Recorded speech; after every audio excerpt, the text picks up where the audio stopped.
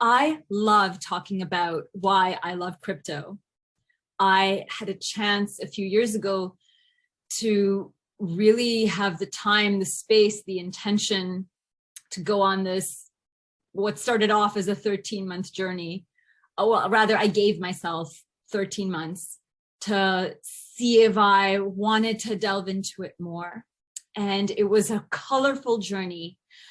But really what it did was it allowed me to heal many aspects of my relationship with wealth, with money, what I understood marketplace, economy to be.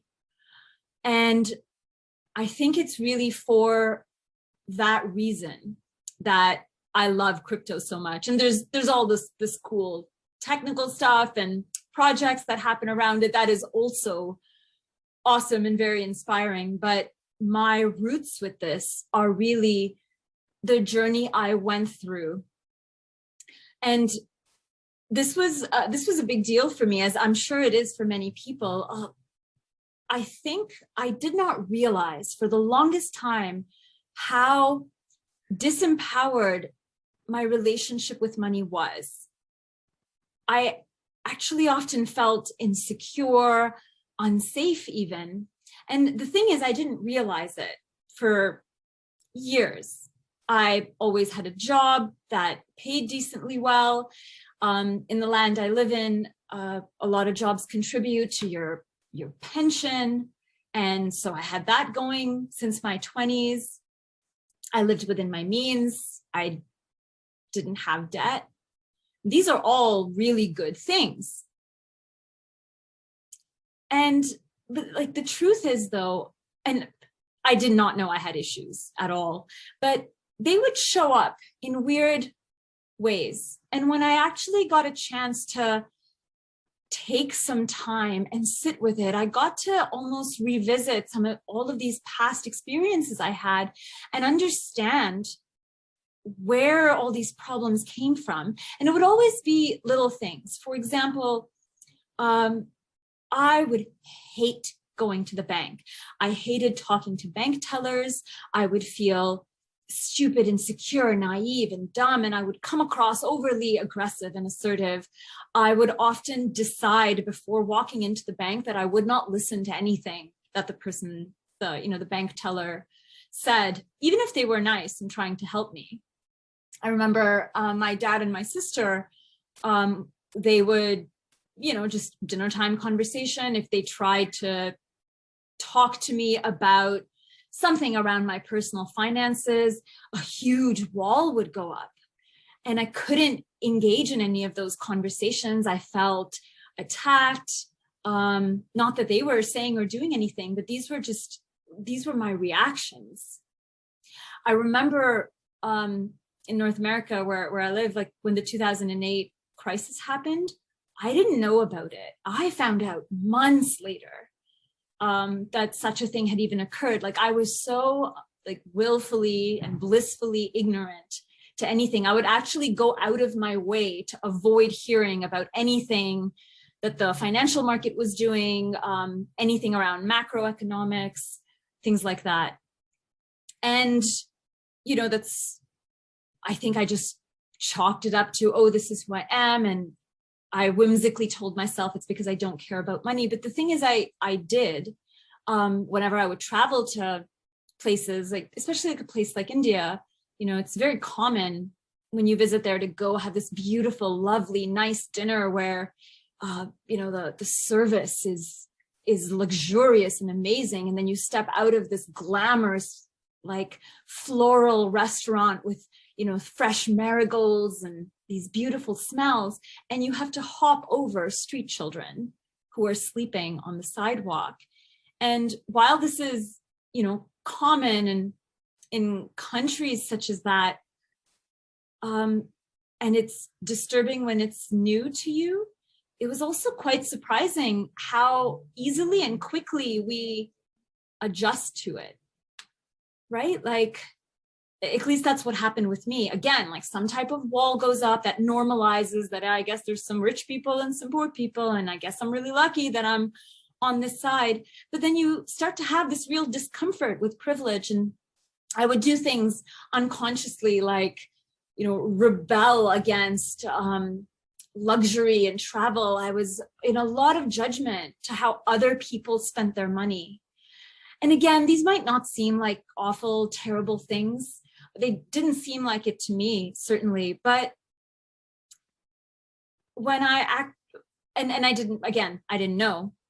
And then one day I went to a wealth workshop. Actually, I accompanied a friend because she was sort of struggling in her business and she just wanted to, see if there was anything she could do. And so we both found ourselves in this small conference room, and there was this energy healer, and she was talking about everyone's wealth vibration.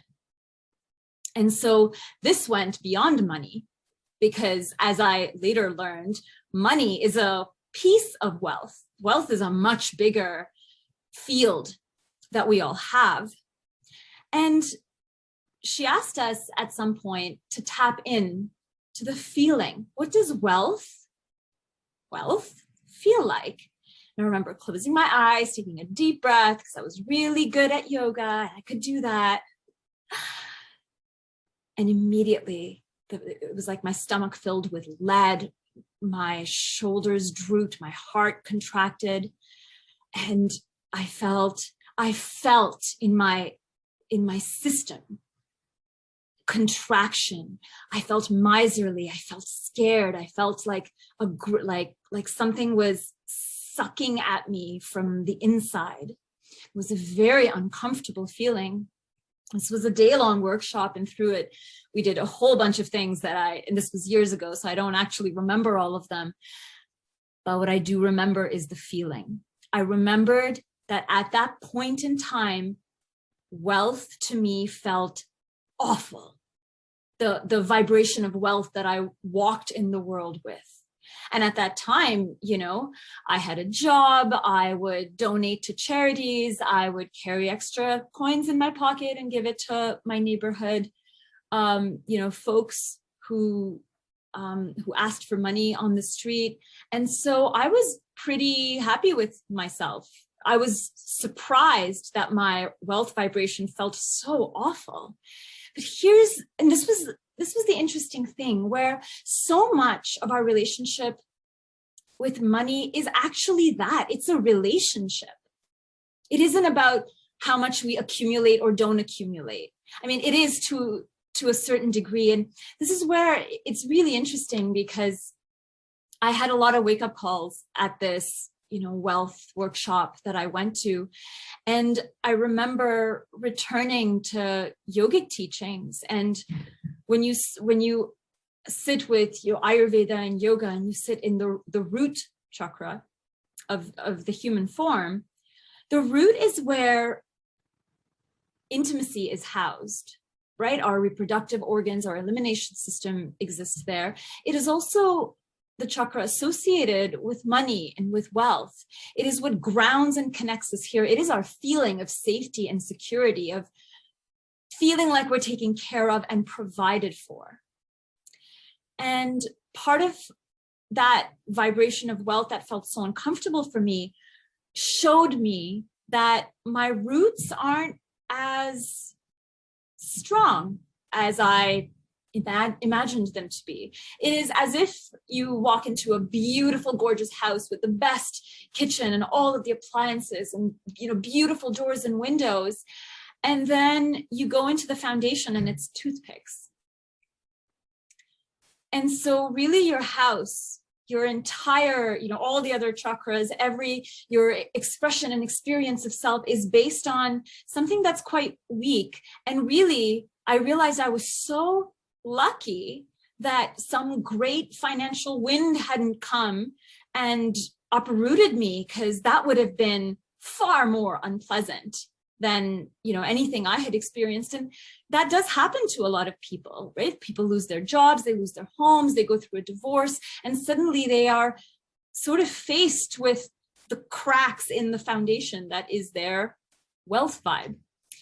And so it was a really up and down experience for me after that. I wasn't sure who I was. I didn't really know how to fix this. I didn't know how I should change my relationship with wealth and with money. But I remember when crypto came along, because I was certainly one of those people. I had heard about it and I was like, oh yeah, this is not for me. And I made that decision based on someone talking about it and saying 3 or 4 words in a sentence that I didn't understand for the first time. And based on that, I decided, oh, it's not for me. I think they said blockchain, distributed ledger, and currency. And I was like, what is this? It's not for me. And I love crypto. Can we just say, I talk my friends' ears off about like how much I love it. But it is really an interesting journey, because the things that I hated about the crypto space, once I started, like, I guess I'll watch a video, 2 months later, I might watch another video. When I was going through stuff like that, the things I hated about it at the start of my journey ended up being the very reason that I love it today. And for me, there were 3 main things. It was the fact that it's continual learning. It's the fact that the power in this is on me. It's not on anyone else. So the ownership, the onus, everything is mine to do and to decide. And then the last one is the level of transparency. And I hated these 3 things. I wanted money to be a thing that I didn't need to learn about, right? If I want a purse or a bag, I don't want to have to learn about money to be like, what? That was crazy. And why? Empowerment, just like, that's an obvious one, because if something went wrong, if I lost my wallet or I invested in the wrong crypto and it crashed, who would I blame?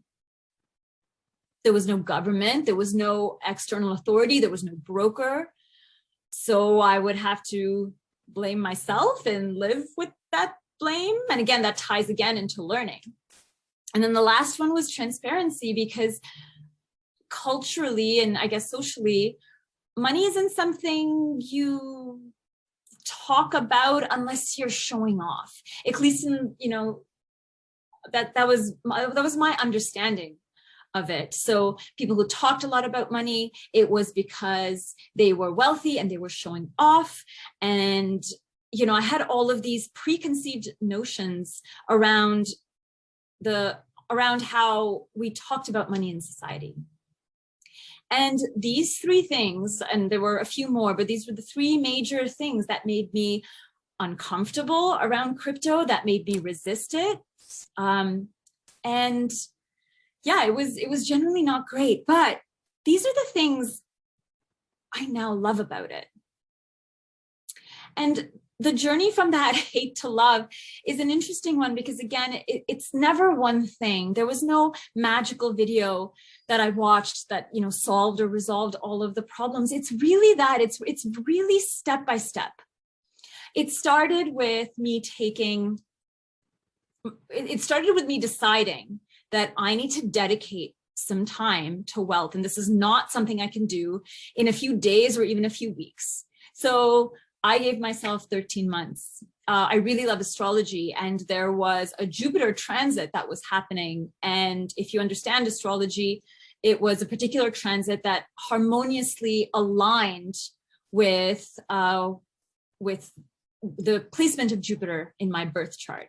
And somehow I saw that and I'm like, great, Jupiter has a 13-month cycle. I'm going to take 13 months and this is going to be around wealth.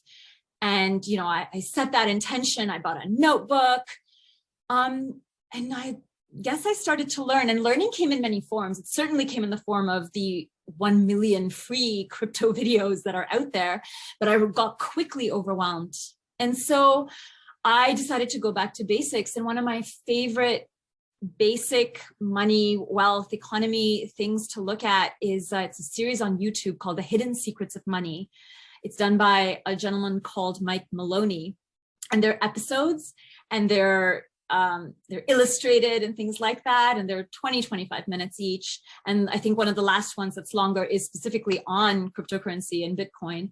But it actually showed me sort of the history, the contemporary history of money. It was the first time I realized that there's actually a difference between money and currency.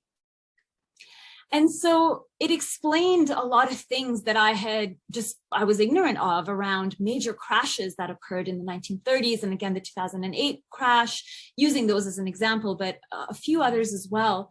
It also showed me a lot about the psychology of spending and overspending. I spend a lot of time learning and studying First Nations and Native culture and their understanding of the world, which is so different than traditional Western thought. And so for me, somehow all of these different things I was doing merged together, and yoga was certainly a part of it, because when we sit in the root and we do, even if you're sitting by yourself and you're doing breath work that activates your root, a lot of emotions come up, predominantly fear and insecurity. And a lot of us feel fear and insecurity around money. So somehow these disparate experiences and feelings and emotions that I had started connecting for me. And it would be little things as well. Like if ever I went on a date, the moment where a check came and there was going to be some type of I'm going to pay, or we should split it, or you should pay, it was a huge cause of stress for me. And I remember many, first and second dates I went on where, regardless of what the person said, oh, I'll pay for you, or do you want to get that, or let's split it, I would find reason to fault them for it. It didn't matter what they did. So if they offered to pay, I'd be like, I'm a woman, I can pay for things. And if they said to split it, I would, come up with something like, oh, I'm not good enough for you. Like I would just make up all of these weird stories. And again, I think that spoke to fear and insecurity. So all of this it felt very big and daunting, but it actually had a common root that sits in the root space. And so the relationship there between wealth, money, power, intimacy, self-intimacy, and certainly intimacy with others as well, because a lot of times we feel trapped in relationships because there is, shared bank accounts, houses that are in our or each other's name. So these are very raw and uncomfortable things to sit with. Why I loved my journey with crypto was once I started learning about it. Well, firstly, there's a lot of people who also love crypto, and it is a little contagious when you hear why people love something. And a lot of people love it because they bought it when it was $5 and now it's $50,000 and they've made a ton of money. And that is awesome. Like making a lot of money is amazing. However, I had to get quite real with myself because in a way, my reason for putting effort, money, learning into crypto wasn't to make many dollars. It was to heal the relationship with money. And if I also made many dollars, that was great. But I actually gave myself an amount of money, and that was my tuition. My tuition to learning about wealth and crypto. And that's sort of how I got started. And there are these like investment, tips and tricks like dollar cost averaging, where you don't take 10,000, of your currency and like buy a cryptocurrency on a particular Wednesday. You dollar cost average. You take a little bit, $10, $20, $50, and you put it in week after week. And that slowly adds to your balance. And again, because there's constant learning, you get to not only look at what the cryptocurrency that you bought are doing, but you get to see what everyone else is doing as well. And it's neat because on one hand, it's exciting. On the other hand, the FUD is very real. So FUD is fear, uncertainty, doubt. And in the investment and crypto space, it's very common. And FUD speaks to those moments where there's a movement in the market or in the world and something happens, and you make a decision to buy or to sell from fear, uncertainty, doubt, which is basically a panicked induced place that you are making a decision from. It goes without saying, it is obviously unideal. But if you want to navigate FUD, you actually have to know your center. You have to know who you are. You have to know what your values are. And it's so interesting because there are now 20,000 crypto projects like Bitcoin, Ethereum, there are two, and there's 20,000 more. And it's very interesting what the world of cryptocurrency has allowed us to do, because in a way, because technology amplifies, it allows us to get into some real truth within the self and see where our ideas, thoughts, intentions, ideas of self are, and where our money is. Our money is the physical, in real life manifestation of, this is a silver coin, but our money is the physical manifestation of our power in a lot of ways, right? Because the root chakra is the power zone. And so if I'm someone who talks constantly about the condition of our oceans, or how polluted they are, or, oh my God, the polar bears or the pandas or this, that, or the other, whatever social or environmental concern I now have the ability not only to have concern about it, but see if any one of these 20,000 crypto projects are also working towards part of the solution. The solution is not cryptocurrency. It's not a thing that's going to come and save us from our world. Certainly not that. But because technology is an enabler, and because this is a digital, online, virtual manifestation of money and of currency and of transacting, people are doing brilliant things around the world with it. And these may not be the projects or the cryptocurrencies that make you $100 million overnight. But perhaps if you evaluate them, if you research them, you may find they are in alignment with a lot of your values.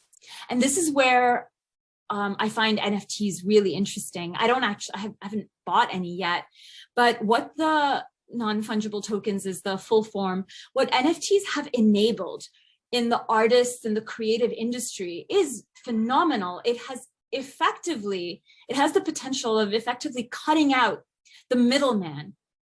And then it just becomes a marketplace where you are the artist, the musician, the creator, and everyone else is the one interested in listening, buying, and enjoying what you have created. There is no middleman. So what does that do to cost? What does that do to value? How does that reflect our values? And so all of these things are very interesting questions. And again, my point in this is not everyone should go and buy a cryptocurrency. It's really not that at all, but it certainly is a thing that allows you a little bit of insight into yourself. And it forces us, this is why I hate it and liked it. It forces us into continual learning. And this isn't the type of learning where you go to like a guru of crypto and pay them a lot of money and learn from them. I think those spaces exist, but for the most part, the people who are really good at it, they are self-learned, self-taught, self-empowered. It is like taking your power from wherever it went in the world and bringing it back to yourself. And that is something I deeply appreciate. And even though it's hard and sometimes I doubt myself, I now, simply because crypto has enabled very strong communities. If you're in the space, perhaps you are on, one of the many Discord servers, which is basically a community of people that get together around this cryptocurrencies, and they make decisions, they inform what the creators are going to do. A lot of this stuff is, what's called open source. Not all of it is. But again, you get to decide where your money goes. You get to decide if you're someone who just talks about saving the earth and saving the oceans, and if you're someone who not only talks about it, but also wants to put some funds towards a community who happens to also live by an ocean, and they're doing something about it. And this isn't, you know, oh, I'm going to fund the ocean's charity and it will go somewhere where you don't know. This is the level of involvement is quite great here. And again, I'm not encouraging naivete here. You know, money, like anything, is a tool. If we want to use it for good, for the support of humanity, of beauty, of the environment, and that's where we're putting our energy, our actual physical wealth, our learning and our intention, I believe that will bear fruit. If you want to put money towards, you know, things that divide, things that are hateful, things that are of, you know, greed and like hindrance and keeping the rich rich and the poor poor, and that's where you want your money to go, that's your choice as well. But now the options exist, and certainly people use cryptocurrency for evil deeds, but people use money for evil deeds. People use butter knives and scissors for evil deeds as well. That does not fault the tool or the item. This really calls us into a much more amplified an amplified knowing of who and where we are and where our energy is going. If wealth and money is energy and the physical manifestation of it, or in this case, the digital manifestation of it, you now see where your money is going. And that evokes a high level of self-accountability, because now if you lost your wallet, your key, or you gave it to your, you know, partner or neighbor and they like stole it, you can't call a helpline. There's actually no one to call. And so to me, that made me responsible, and it helped me slowly, step by step. I did not do this all at once, and I had tons of help. I had help on YouTube. I had help, repeated help from, you know, the energy healer that I mentioned earlier, the workshop that I went to. I ran thoughts and ideas by a few people. I was very discerning with who I spoke to. And, you know, it's an interesting thing when you are trying to learn something and then you go back and you share it with your family from excitement and they're not in that space with you. So, and I went through that too. You know, I would mention it to friends or, you know, certain family members, and oftentimes I'd get an eye roll or, oh my God, you should be careful. What is this crypto stuff? It's crazy. Like, don't go there. And again, that isn't anyone's fault or anyone's bad, but it also helped me discern that when I'm in the process of learning something edgy and new, really unprecedented, none of us have experienced, you know, digital currencies to this degree ever before. The closest we know is, you know, online banking and things like that. This is really all quite new, which means no one's an expert. There's no experts of crypto, or if they exist, it's because they're really good at reading charts. But again, a lot of this is a gamble. And if that's what you're good at, and if that's what you want, that's amazing. It wasn't where my value system lay. Mine lay in the learning of self and learning of the world through the self. And I found this magical alignment with the crypto space, which is why I think my journey was so personally very fun for me. And it was hard, and there was a lot of charts involved. And I remember calling my friend who's a mathematician and being like, what is a logarithm? Because I'm looking at a logarithmic chart and I cannot interpret it. And so there was tons of math involved, and math wasn't my friend ever, but I also started having a much better appreciation for math now. And so it really, if you do give it the time and the space, again, this is not about actually investing your money, but just to know that this is somewhere the world is going. And can it lead to a helpful, wealthy, vibrant, sovereign, equitable solution for you, for your family, for your nation, for the world around you? These are interesting questions. And I hope I hope now that you've, heard this experience, if you're still with me in this longer video, it is at least something you would consider sitting with for some hours or some weeks to really understand where it is for you. And if you decide if it isn't for you, that's brilliant, but at least you know from having opened yourself up to evaluating what it is and evaluating if it has a place in your life and in your portfolio, or if it's something you just want to play with, or if it's something you absolutely hate. But I think it's at least allow yourself that knowing, that learning, that journey, because if it was anything like mine, it's going to be very interesting and it will reveal a lot of amazing things about you. Enjoy your day.